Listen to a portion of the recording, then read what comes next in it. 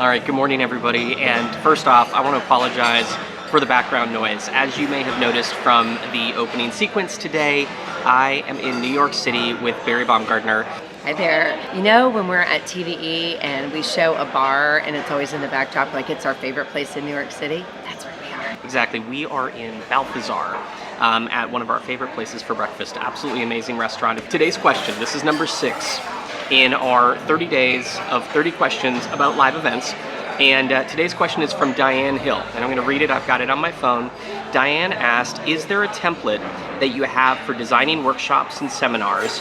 Before I answer that question, if you want to know how you can get your question answered, you can head on over to askblueanything.com and type in your question, and over the course of the next 30 days, I'm going to try and make sure that I answer every single question that I receive from you guys. So, is there a template that we use for designing workshops and seminars? Yes, of course there is.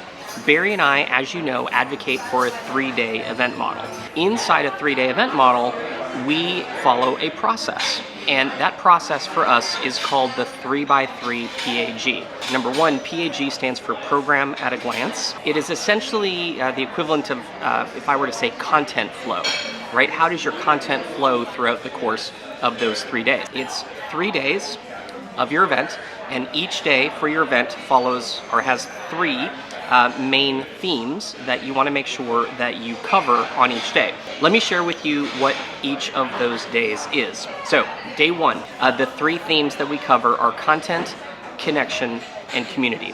Now let me tell you what each of those are. Number 1, content.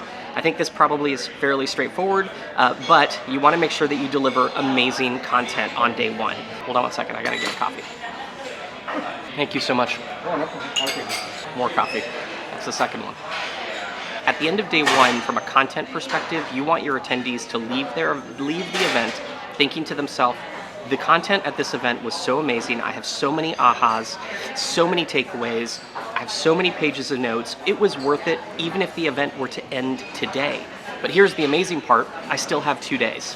Next up, you want to make sure that you have amazing connection to you as the host, and also amazing community that starts to get formed with each other. Make sure that you're engaging with the audience, and make sure that you're giving the audience an opportunity to engage with each other. This can be done easily virtually. It can also be done easily in person. But that's essentially day 1, content, connection, community. So let's talk about day 2.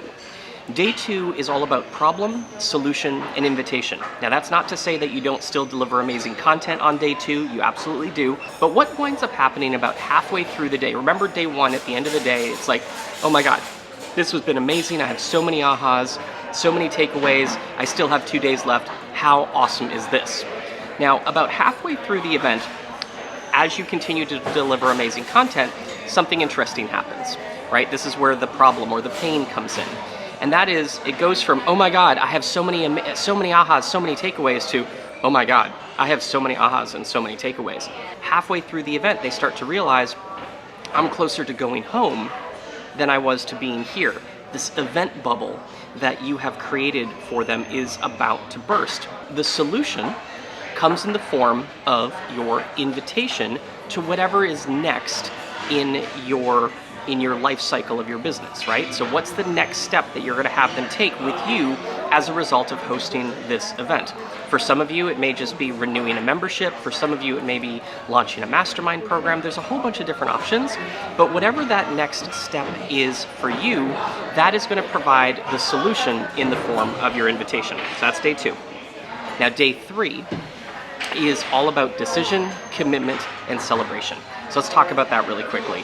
Decision is the decision. You want your attendees to make a decision to, yes, either move forward with this content, not necessarily move forward with you, although that is part of the decision, but the most important part is you want them to actually decide to take what they learned over the course of these 3 days and implement it. For those of your attendees who decide to, continue with you, then there's a celebration.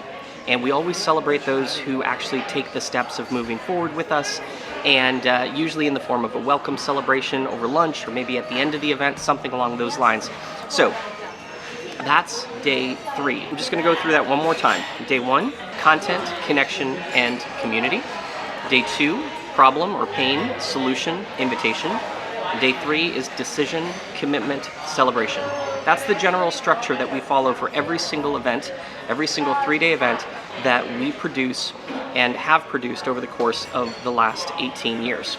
Now, if your event is shorter, if you're doing a 1-day event or a 2-day event, what you essentially do is take that and accordion it down. You still want to make sure that you have all 9 elements because it's critical to the success of your event. So I hope you found this information useful. If you did, head on over to askblueanything.com and ask me a question. Maybe your question will get answered on our next video. Talk to you soon. Bye for now.